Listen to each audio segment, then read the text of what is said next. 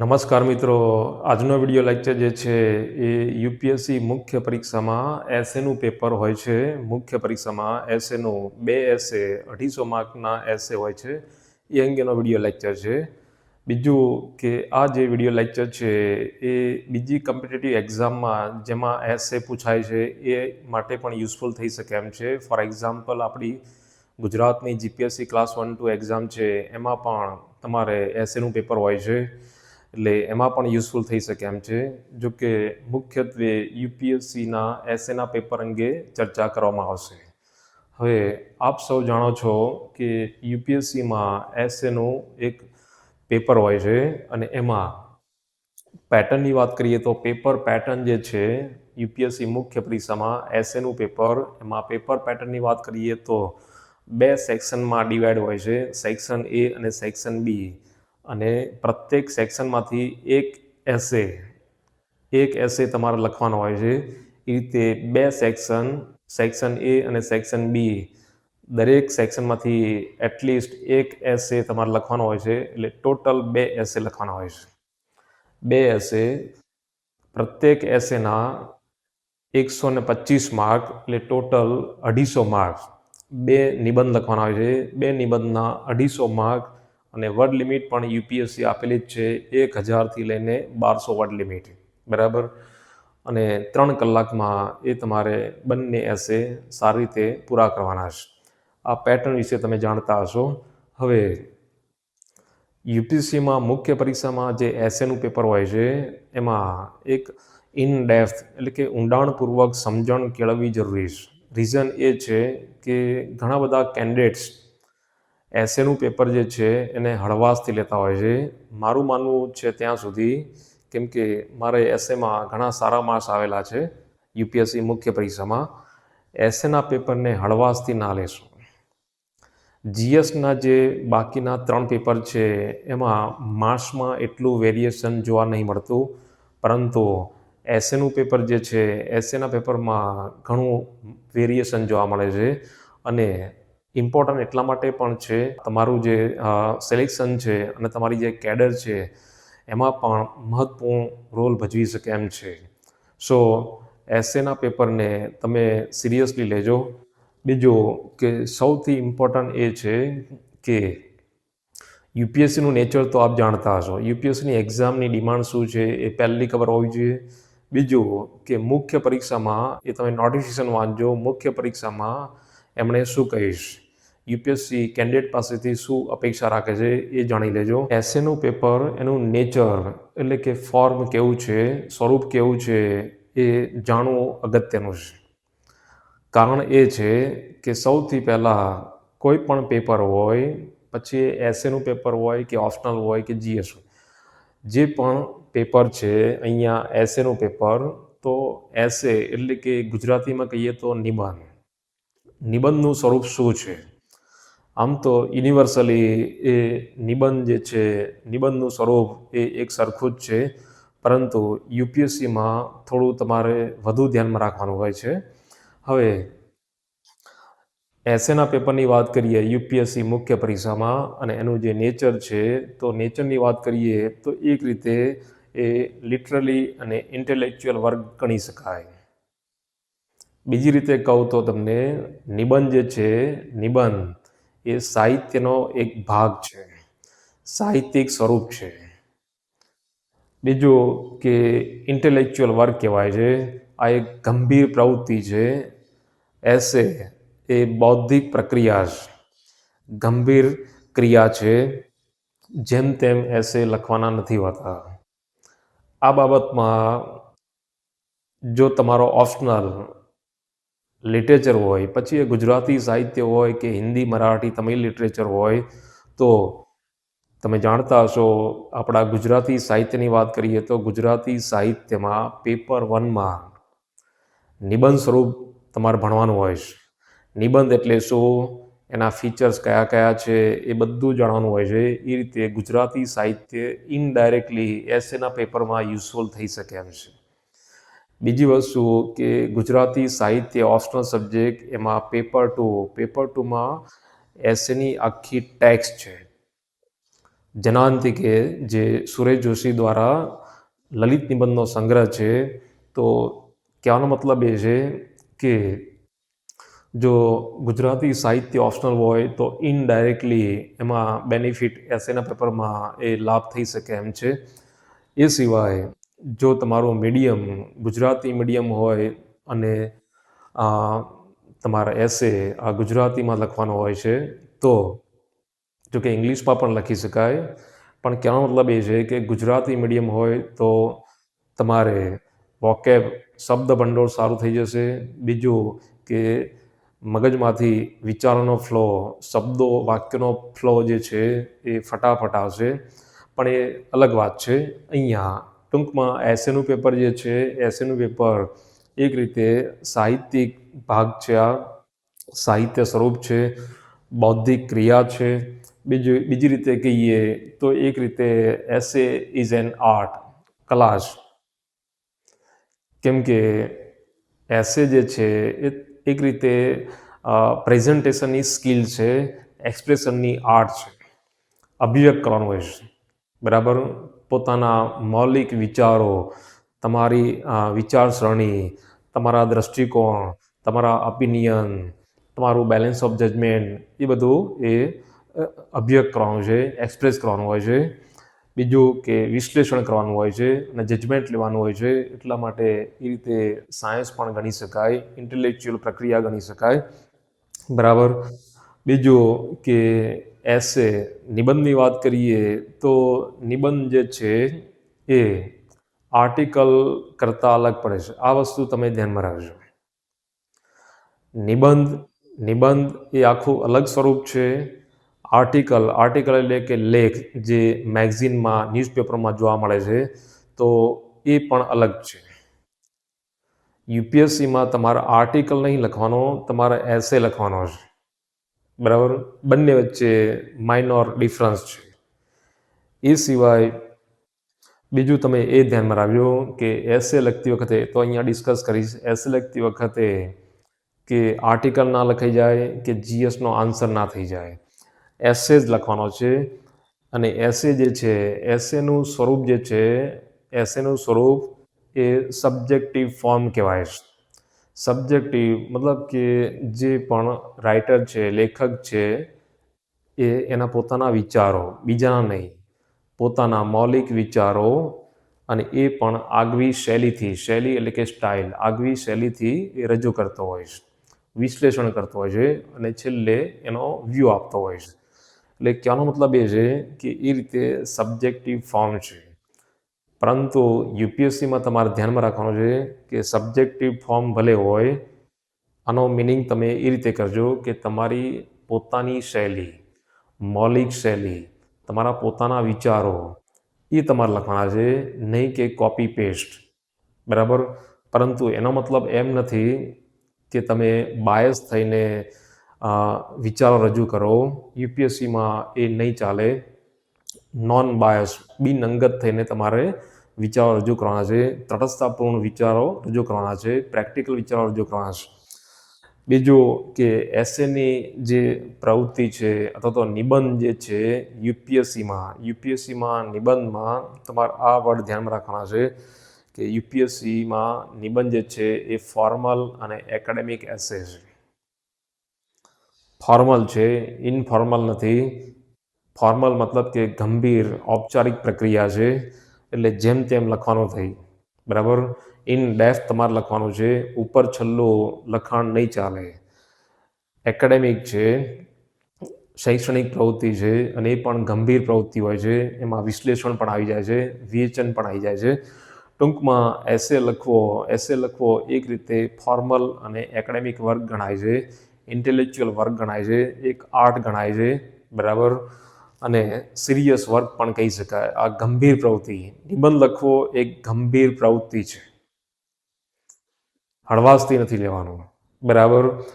અને એસે એક રીતે એક્ઝામિનર સાથેની ગોષ્ઠી છે. ગોષ્ઠી એટલે કે વાતચીત છે, કન્વર્સેશન છે.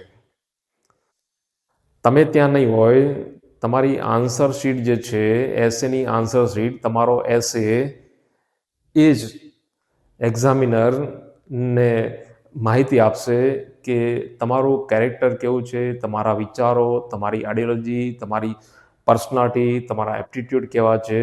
તો એ બધી માહિતી એ એસેના માધ્યમથી એક્ઝામિનર ચેક કરશે. બરાબર? એટલે નિબંધ એક રીતે રીડર સાથે કે એક્ઝામિનર સાથેની ગોષ્ઠી એટલે કે વાર્તાલાપ એટલે કે સંવાદ કહેવાય છે. એટલે કહેવાનો મતલબ એ છે કે એસે લખતી વખતે તમારે એક્ઝામિનર એને ધ્યાનમાં રાખવાનો છે કે એને કંટાળો ના આવવો જોઈએ, એને રસ પડવો જોઈએ અને એ ખુશ થઈ જાય, એને આનંદ મળે એ પ્રમાણે એસે લખવાનો હોય છે. બરાબર? એટલે સૌથી પહેલાં જે આવે છે કે એસેનું નેચર કેવું છે અને ખાસ કરીને યુપીએસસીમાં એનું નેચર કેવું છે. બરાબર? આશા છે કે સમજી ગયા છો. એ પછી એસેની પ્રિપેરેશનમાં પછીનો જે પડાવ છે એ સોર્સિસ છે. સ્વાભાવિક છે કે આ કોમ્પિટિટિવ એક્ઝામ છે અને એસેના પેપરમાં તમારે સ્કોર કરવાનો છે અને સ્કોર થઈ શકે એમ છે. ઘણા બધા કેન્ડિડેટ્સે સ્કોર કરેલો છે. સૌથી મહત્વપૂર્ણ જે છે એ સોર્સિસની વાત કરીએ આમ તો જીએસના જે તમે સોર્સિસ યુઝ કરો છો એ પણ યુઝફુલ તો છે જ. બરાબર? પછી વાત કરીએ પણ ન્યૂઝપેપર જે છે ન્યૂઝપેપર એ પણ યુઝફુલ છે. ખાસ કરીને એમાં જે આર્ટિકલ છપાતા હોય છે અને એમાં પણ ઇસ્યુ બેઝડ જે આર્ટિકલ હોય છે, પ્રોબ્લેમ્સ, બરાબર, પ્રોગ્રામ, સ્કીમ કે પછી પરિસ્થિતિઓ, તો એમાં લેખક એમના વ્યૂઝ હોય છે, એમનું એનાલિસિસ હોય છે, તો એ પણ તમે એ જોઈ શકો અને એ યુઝફુલ થશે. બરાબર? મેગઝીન એમાં પણ આર્ટિકલ આવતા હોય છે, એનો પણ યુઝ કરી શકો. બરાબર? એ સિવાય બુક્સ, ખાસ કરીને ફિક્શનલ બુક્સ જે હોય છે, તો જો તમારે રીડિંગની હોબી હોય તો એ કામમાં આવશે અને જો ટાઈમ હોય તો ફિક્શનલ બુક્સ જેમ કે યુટોપિયા, થોમસ મૂરની બુક છે, પ્રખ્યાત છે, તો એનો યુઝ કરી શકો. વેસ્ટર્ન ઓથર હોય, આપણા ઇન્ડિયન ઓથર હોય તો એનો પણ યુઝ કરી શકો. ફિક્શન બુક્સ એક જ્યોર્જ ઓરવેલની બુક છે ધી એનિમલ ફાર્મ, તો એનો પણ યુઝ કરી શકો. શશી થરૂરની બુક્સ, એનો પણ યુઝ કરી શકો. બુક્સથી તમારી એક કલ્પના શક્તિ ડેવલપ થશે, એક ક્રિટિકલ એબિલિટી ડેવલપ થશે, એનાલિટિકલ એબિલિટી ડેવલપ થશે, જે યુપીએસસીની ડિમાન્ડ છે અને માત્ર એસએમ જ નહીં, આખી યુપીએસસીમાં. બરાબર? એટલે ટાઈમ હોય અને હોબી હોય તો તમે એ રીતે બુક્સનો પણ ઉપયોગ કરી શકો એમ છો. એ સિવાય કોર્ટ માટેની ઘણી બધી વેબસાઇટ છે, ફ્રીમાં તમે કોર્ટ ત્યાંથી ડાઉનલોડ કરી શકો. એ રીતે યુઝફુલ થશે. સાઇટ્સ એઆઈ, ચેટ જીપીટી, જેમિના એનો યુઝ પણ કરી શકો. ટૂંકમાં આ બધા સોર્સિસ છે. અમુક તો સોર્સિસ આપણે જીએસ માટે પણ યુઝ કરીએ જ છીએ. તો જીએસના સોર્સિસનો ઉપયોગ પણ તમારે એસે રાઇટિંગમાં કરવાનો હશે. બરાબર? હવે અહીંયા એ જ છે કે સોર્સિસ છે, પછી હાઉ ટુ પ્રિપેર, એસેની તૈયારી કઈ રીતે કરવી. ચલો, સોર્સિસ પણ છે, પણ હવે તૈયારી કેવી રીતે કરવી, તો અહીંયા હું તમને કહી દઉં રોલ ઓફ જીએસ. જીએસનો કોઈ રોલ છે તો છે જ. જો કે અત્યારે લેટેસ્ટમાં 6-7 વર્ષથી યુપીએસસીમાં એસેમાં જે ટ્રેન્ડ થયો છે એ એબ્સ્ટ્રેક્ટ સબ્જેક્ટ, બીજી રીતે કહીએ તો ફિલોસોફિકલ એસે, એની સંખ્યા વધી રહી છે. પણ હું તમને કહી દઉં કે ભલે ફિલોસોફિકલ એસે વધુ પૂછાઈ રહ્યા હોય, પણ એના બેકગ્રાઉન્ડમાં ક્યાંક ને ક્યાંક ઇન્ડિયાની કે ગ્લોબલ વિશ્વની ક્યાંક ને ક્યાંક સમસ્યાઓ કે પ્રોબ્લેમ્સ હોય છે, ઇસ્યુઝ હોય છે. એટલે જીએસ એ રીતે તમારે પ્રિપેર કરવાનું જ હોય છે અને કામમાં પણ આવશે. બરાબર? એટલે જીએસનો રોલ તો છે જ. બરાબર? એ સિવાય અહીંયા ખાસ કરીને ગવર્મેન્ટના જે રિપોર્ટ્સ હોય છે, બરાબર, રિપોર્ટ્સ, પછી ગવર્મેન્ટની જે મેગઝીન હોય છે યોજના કુરુક્ષેત્રે, તો એમાંથી પણ તમે એ કંઈક કન્ટેન્ટ લઈ શકો એમ છો. અને બીજું કે કલેક્શન ઓફ કોટ્સ, આ એક હેબિટ બનાવી દો તો બહુ સારું છે. ઘણા બધા ટોપર્સ, બીજા કેન્ડિડેટ્સ, એમની એક હેબિટ એ પણ હોય છે કે એ લોકો કોટ્સ કે એનેકડોટ્સ એટલે કે ટૂચકા, નાની વાર્તા, બરાબર, પોએમ્સ, કાવ્યો, પછી પ્રોવ્સ, ઇડિયમ્સ, એનું કલેક્શન કરતા હોય છે. અને અત્યારે જે લેટેસ્ટમાં ટ્રેન્ડ છે તો એ પ્રમાણે તો આ હું માનું ત્યાં સુધી કરવું જ જોઈએ. અને એ તમને રેડીમેડ પણ નેટ ઉપરથી મળી શકે એમ છે. એટલે કહેવાનો મતલબ એ છે કે collection of quotes, anecdotes, stories, poems, proverbs, idioms, આ પણ જરૂરી છે જ.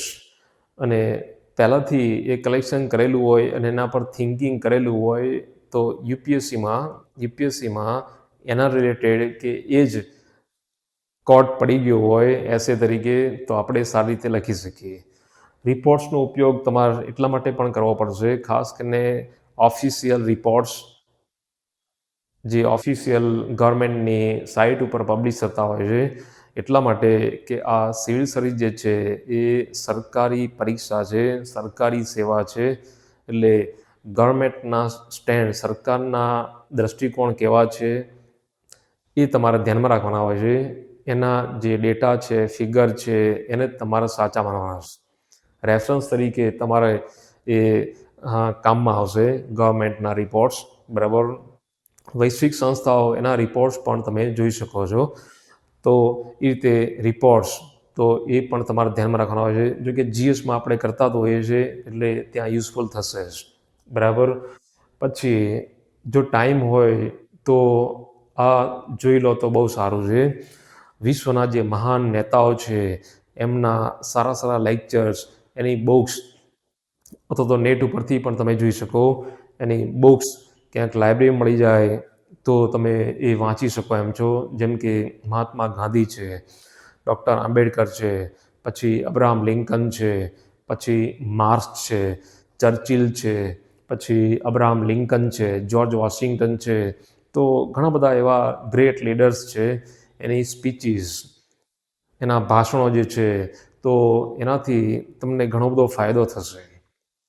અને બુક્સ ના લેવી હોય તો તમે લાઇબ્રેરીમાંથી પણ તમે એ વાંચી શકો અને એનું કલેક્શન કરી શકો. આ એક હેબિટ બનાવી દો તો બહુ સારું છે અને આનો ફાયદો જરૂર થશે અને ઘણો થશે, બરાબર. એટલે આ કામ કરવાનું છે તમારે. એ પછી સૌથી ઇમ્પોર્ટન્ટ જે છે એ હાઉ ટુ રાઇટ ગુડ એસે. એસેમાં બે વસ્તુ તમે ધ્યાનમાં રાખજો કે પહેલું જે સ્ટેજ આવે છે એ કન્ટેન્ટ. કોન્ટેન્ટ માટે આ બધું મેં તમને કહી દીધું. અહીંયાથી તમે કોન્ટેન્ટ એ કલેક્શન પણ કરી શકો અને તૈયાર પણ કરી શકો. કોન્ટેન્ટ એ તો ઇમ્પોર્ટન્ટ છે, એનો રોલ છે જ. કેમ કે જે પણ સબ્જેક્ટ કે ટૉપિક ઉપર એસે લખવાનો છે એમાં જો મારી પાસે નોલેજ છે જ નહીં, કોન્ટેન્ટ છે જ નહીં, તો એસે લખી જ નહીં શકાય. અને લખશું તો પણ સુપરફિશિયલ થઈ જશે અને નબળો એસે થઈ જશે, સ્કોર નહીં થાય. એટલે કોન્ટેન્ટ તો મસ્ટ છે જ. કોન્ટેન્ટ ઉપર તમારે તો ભાર મૂકવાનો છે જ. પણ બીજું જે પાસું છે, બીજું એટલે કે પ્રેઝન્ટેશન, એક્સપ્રેશન. પ્રેઝન્ટેશન એ પણ બહુ ઇમ્પોર્ટન્ટ છે. નોલેજ હોય, બધી ખબર હોય, પણ જો પ્રેઝન્ટેશનની સ્કિલ ના હોય, રાઇટિંગ સ્કિલ ના હોય તો એસે બગડી શકે એમ છે. અને આવું થયેલું પણ છે, બરાબર. એટલે અહીંયા આપણે વાત કરીએ કે હાઉ ટુ રાઇટ ગુડ એસે. એસે લખવો છે તો હવે પેટર્ન તો તમને ખબર જ હશે કે 3 કલાકમાં 2 એસે લખવાના હોય છે અને દરેક સેક્શનમાંથી એક પસંદ કરવાનો હોય છે. સૌથી પહેલું જે છે એ ટોપિક અથવા તો સબ્જેક્ટ સિલેક્શન. 2 સેક્શનમાં, દરેક સેક્શનમાં 4 ટોપિક આપ્યા હશે અને એમાંથી કયા ટોપિક ઉપર એસે લખવો તો એનું સિલેક્શન બહુ મેટર કરે છે. જો ખોટું સિલેક્શન થઈ ગયું તો આખી બાજી બગડી શકે એમ છે. ઘણા કેન્ડિડેટને આમાં ડિફિકલ્ટી થતી હોય છે, પણ જે પણ ટૉપિક હોય જે પણ ટૉપિક હોય એમાં સૌથી વધારે તમારા આઈડિયા આવતા હોય, જે પણ ટૉપિકમાં હું તમને કહી દઉં મિનિમમ 8થી 10 ડાયમેન્શનના આઈડિયાઝ આવવા જોઈએ. મતલબ કે social, economical, ethical, religious, political, historical, cultural, બરાબર? તો એ રીતે ઘણા બધા આઈડિયા જે ટૉપિકમાં જે સબ્જેક્ટમાં સૌથી વધારે આઈડિયાઝ આવે એ ટૉપિક પસંદ કરી લેવાનો. બરાબર? ટૉપિક સિલેક્શનમાં વધારે ટાઈમ ના આપતા. જો કે એસએના પેપરમાં જીએસ જેવું નહીં, મતલબ ટાઈમ પૂરતો હોય છે, આરામથી લખવાનું હોય છે, પણ છતાં આમાં 5 મિનિટથી વધારે ટાઈમ નહીં આપવાનો ટૉપિક સિલેક્શનમાં. બરાબર? એ પછી તરત એસે લખવાની શરૂઆત ના કરતા તમે આન્સર શીટ જોશો તો આન્સર શીટની પાછળ રફ પેજ આપ્યું હોય છે. તો ત્યાં જે પણ ટૉપિક સિલેક્ટ કર્યા હોય, 2 ટૉપિક સિલેક્ટ કરવાના હોય છે. સેક્શન એમાંથી એક ટૉપિક, સેક્શન બીમાંથી એક ટૉપિક. તો તમારે રફ સ્કેચ પહેલાં બનાવવાનો છે. રફ સ્કેચ બહુ જ ઇમ્પોર્ટન્ટ છે. અને એ પણ જેમ તેમ બનાવવાનો નહીં. મતલબ કે અહીંયા તમે ઇન્ટ્રોડક્શનમાં શું લખશો એ તમે થોડું રફલી લખી દો. મેઇન બોડીમાં કયા ડાયમેન્શન એડ કરવાના છે ટૉપિક સબ્જેક્ટ પ્રમાણે, તો એ લખી દો. એમાં કયા એક્ઝામ્પલ આપવાના છે, કયા ડેટા આપવાના છે, એ બધું લખી દો.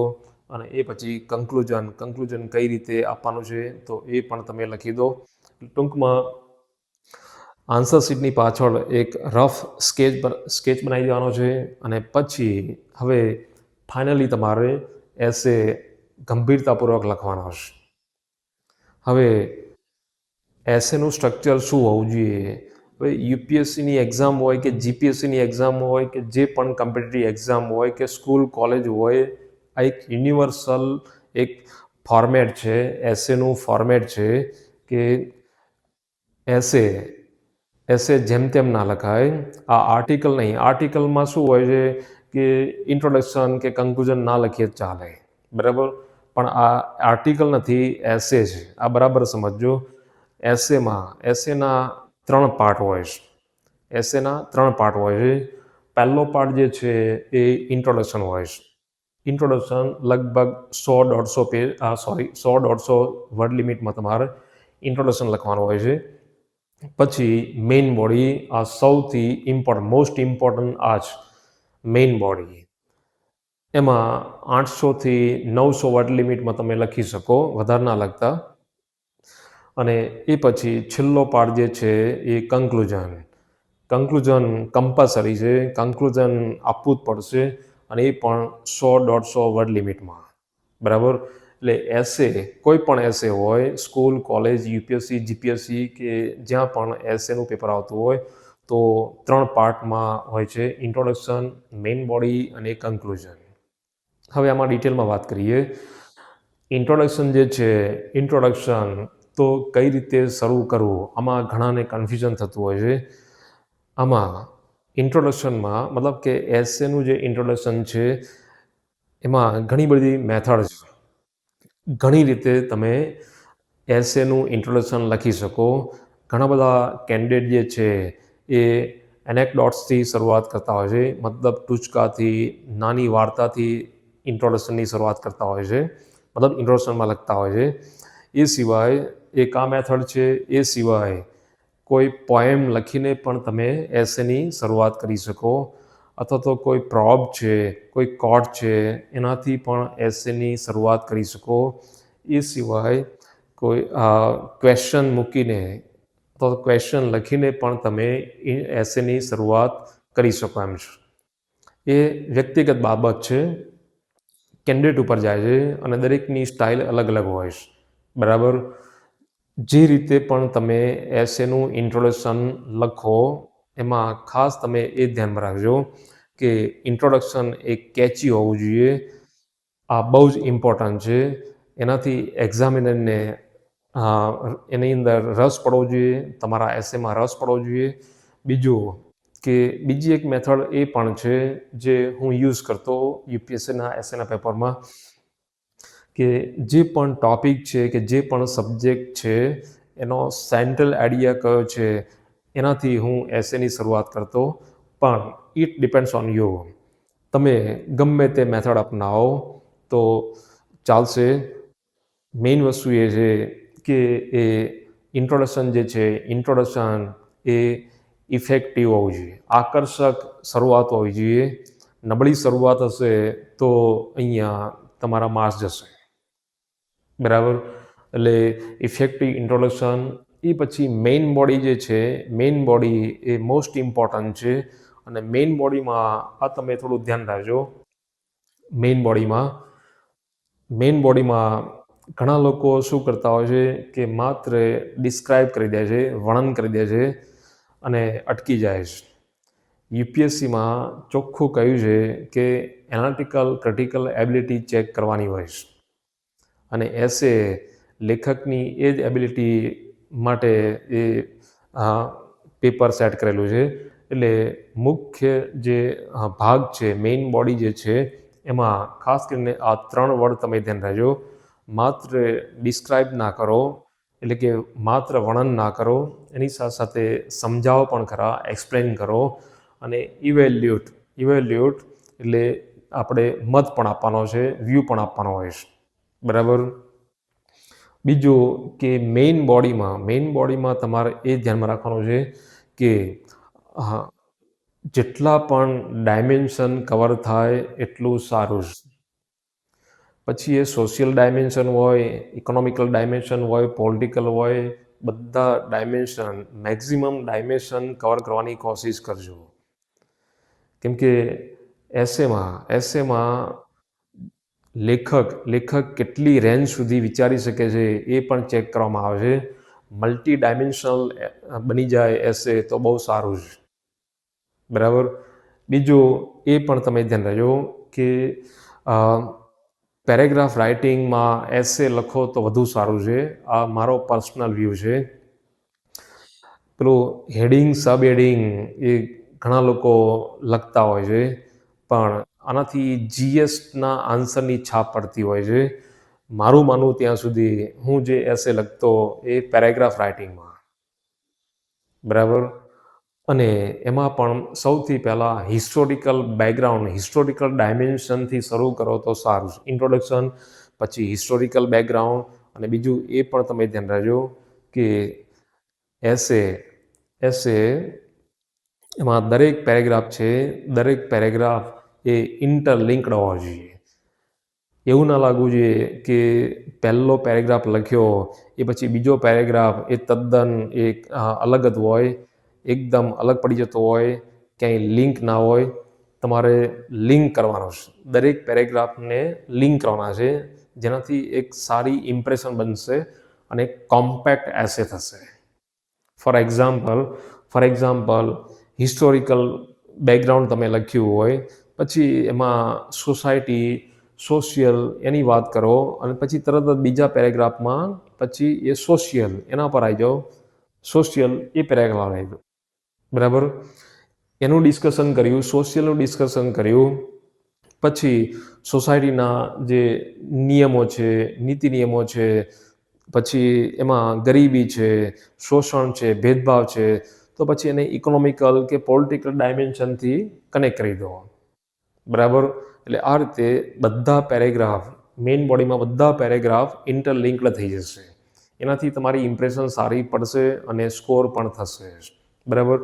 બીજું કે મેઇન જે બોડી છે એમાં ઘણા કેન્ડિડેટ એવું કહેતા હોય છે કે ચાર્ટ પણ બનાવી શકાય, ટેબલ પણ અહીંયા ડ્રો કરી શકાય. મારો વ્યૂ અલગ છે.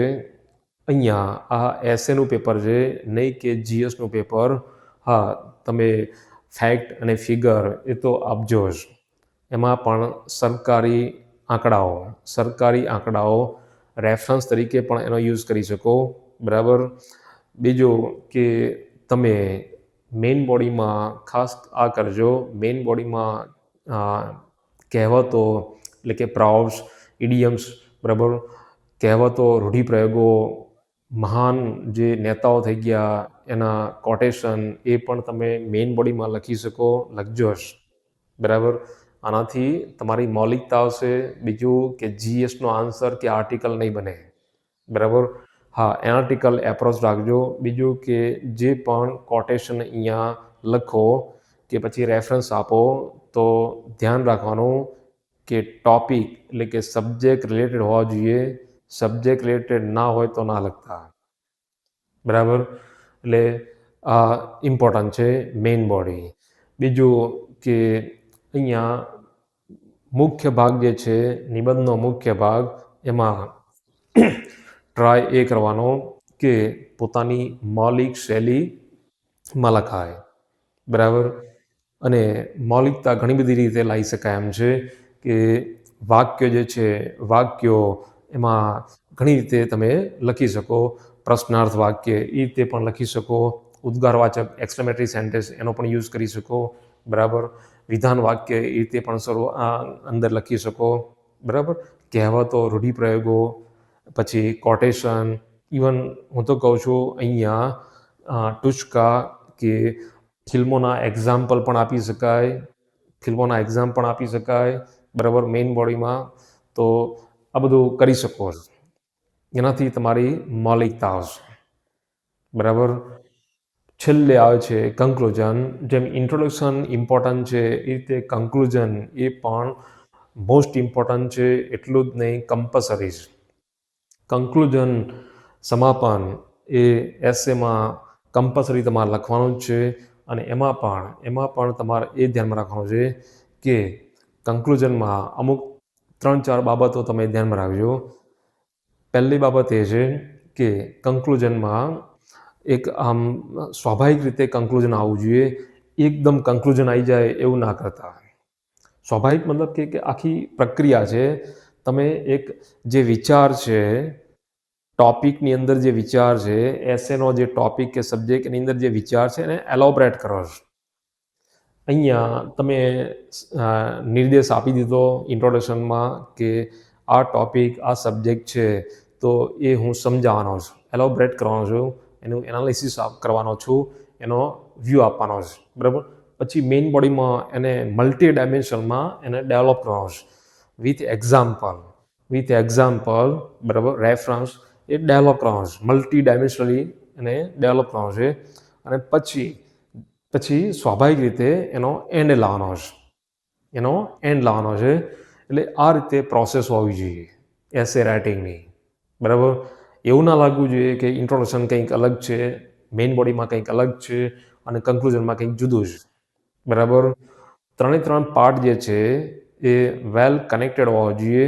અને બીજું કે કન્સાઇઝ મેનરમાં લખાયેલા હોવા જોઈએ. બરાબર.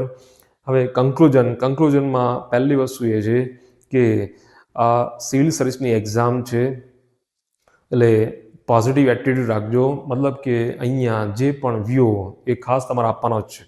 તમારે વ્યૂ આપવો જ પડશે કન્ક્લુઝનમાં, નહીં ચાલે. એટલે વ્યૂ પણ કેવો વ્યૂ? તો પોઝિટિવ વ્યૂ, નેગેટિવ નહીં. બરાબર. બીજું કે એથિકલ વ્યૂ હોવો જોઈએ, પ્રેક્ટિકલ વ્યૂ હોવો જોઈએ. એટલું જ નહીં, ફોરવર્ડ લુકિંગ અને ઓપ્ટિમિસ્ટિક વ્યૂ હોવો જોઈએ. મતલબ કે આશાવાદી અંત હોવો જોઈએ. એ બહુ ઇમ્પોર્ટન્ટ છે. બરાબર. આ ખાસ તમે ધ્યાનમાં રાખજો. હવે એસેના પેપરમાં શું કરવું જોઈએ, ડૂઝ એન્ડ ડોન્ટ, શું કરવું જોઈએ અને શું ના કરવું જોઈએ, તો આ પણ જાણવું જરૂરી છે. હવે શું કરવું જોઈએ તો પહેલી વસ્તુ તો એ છે કે અક્ષરો વાંચી શકાય એવા હોવા જોઈએ. અક્ષરો સારા કાઢજો. પેલા એક્ઝામિનરને તમારા લખાણમાં રસ ઉત્પન્ન થવો જોઈએ. એને તમારો એસે વાંચીને આનંદ આવવો જોઈએ, ખુશ થઈ જવો જોઈએ. એટલું જ નહીં, એ નિબંધ લખવો એક વિચાર પ્રક્રિયા છે. એક્ઝામિનર વિચારતો થઈ જાય તો એ તમારે ધ્યાનમાં રાખવાનું છે. બરાબર. ફેક્ટ અને ફિગર એ પણ તમારે ઇન્ક્લુડ કરવાના જ છે. પછી રેફરન્સ એ પણ આપવાના જ છે. વચ્ચે તમે કોટેશન પણ આપી શકો, એ પણ કરી શકો એમ છો. બરાબર. બીજું કે એનાલિટિકલ ક્રિટિકલ એપ્રોચ જાળવી રાખજો. શક્ય હોય તો કમ્પેરેટિવ એસેમાં પણ કમ્પેરિઝન કરી શકાય. જીએસના આન્સરમાં જ તુલના કરીએ છીએ કે ઓપ્શનલમાં જ તુલના કરીએ એવું નહીં, એસેમાં પણ તુલના કરી શકાય એમ છે જ. બરાબર, એટલે કમ્પેરેટિવ લખાય તો વધારે સારું છે, ટ્રાય કરજો જ. બરાબર.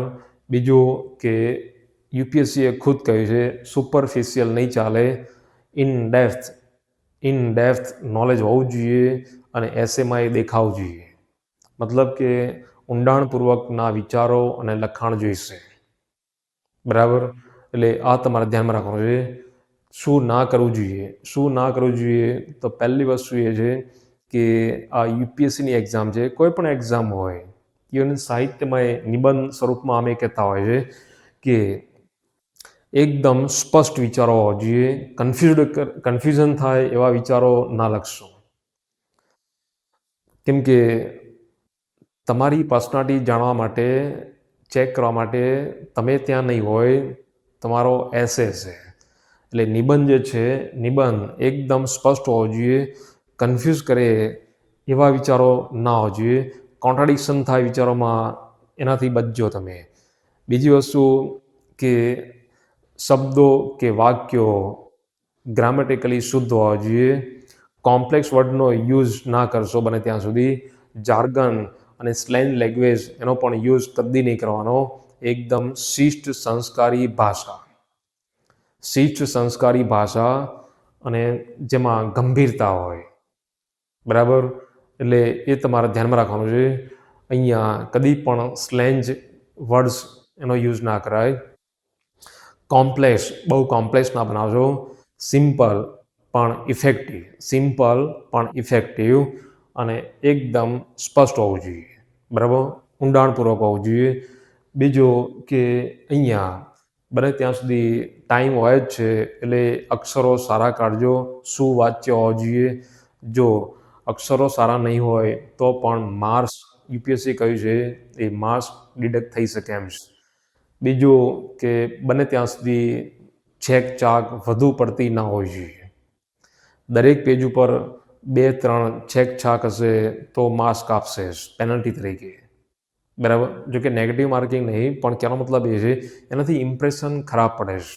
બરાબર, એટલે એકદમ શિષ્ટ સંસ્કારી ભાષા, ક્રમબદ્ધ રીતે ઓર્ડરલી ફેશનમાં, કે પહેલાં આ પછી આ પછી આ, એ રીતે ઓર્ડરલી ફેશનમાં, કન્સાઇઝ મેનરમાં, એનાલિટિકલ ક્રિટિકલ એપ્રોચ સાથે, ઇન ડેપ્થ અને વિડ્થ બંને. બરાબર, તો આ રીતે તમારે એસે લખવાનો હોય છે. બરાબર, આ અંગે કંઈ પણ ડિફિકલ્ટી હોય, ડાઉટ હોય તો તમે મારો કોન્ટેક્ટ કરી શકો એમ છો. એટલું જ નહીં, અમારી જે વેબસાઇટ છે શાશ્વત આઈએસ એકેડમી, એની ઉપર પણ એસેના પેપર છે અને એ સિવાય અમે બનાવેલા એસે પણ મૂકેલા છે અને પીવાયક્યુ, તો એમાંથી પણ તમે એ પ્રેક્ટિસ કરી શકો. ઘણા કેન્ડિડેટ, છેલ્લે એક વાત રહી ગઈ, ઘણા કેન્ડિડેટ એ પૂછતા હોય છે કે એસેની પ્રેક્ટિસ ક્યારે અને કેટલા એસે લખવા જોઈએ. મારું માનવું ત્યાં સુધી ડિસેમ્બર સુધી ખાસ કરીને જીએસ પહેલાં તમે કરજો અને બીજું આ વર્ક કરી લેજો અને પછી એસે લખવાની કોશિશ કરજો. અને એ સિવાય ટોપર્સના પણ એસે જોઈ લેજો, જેથી કરીને આપણને એક આઈડિયા આવે. બરાબર, ખાસ કરીને નવેમ્બર ડિસેમ્બરમાં 5 એસે તમારે લખવાના જ છે અને એ પણ અલગ અલગ ટોપિક ઉપર. બરાબર, એ પછી સ્ટોપ કરી દેજો. એ પછી પ્રિલિમ પૂરી થયા પછી પ્રિલિમ અને મેઇન્સ વચ્ચે બીજા 5 એસે લખવાના છે. એટલે ટોટલ 10 એસેની પ્રેક્ટિસ તો કરજો. અને કોઈ સિનિયર સાથે મળીને ડિસ્કસ પણ કરી શકો, એની પાસે ઇવેલ્યુએટ પણ કરાવી શકો. બરાબર, એટલે આટલું કામ તમારે કરવાનું છે. આશા રાખું છું કે આ વિડીયો લેક્ચર તમને ઘણો હેલ્પફુલ, યુઝફુલ થશે. છતાં પણ કંઈ ડિફિકલ્ટી, ડાઉટ હોય તો તમે મને પૂછી શકશો, મારો કોન્ટેક્ટ કરી શકશો અથવા તો કોમેન્ટ પણ કરી શકશો. અને આના પછીનો જે વિડીયો લેક્ચર છે એ કદાચ ઇન્ટરવ્યૂ વિશે અથવા તો પ્રિલિમ નજીકમાં છે તો પ્રિલિમની સ્ટ્રેટેજી અથવા ઇન્ટરવ્યૂની સ્ટ્રેટેજી કેવી હોઈ શકે એ અંગેનો વિડીયો લેક્ચર હું બનાવીશ. All the best. Thank you very much.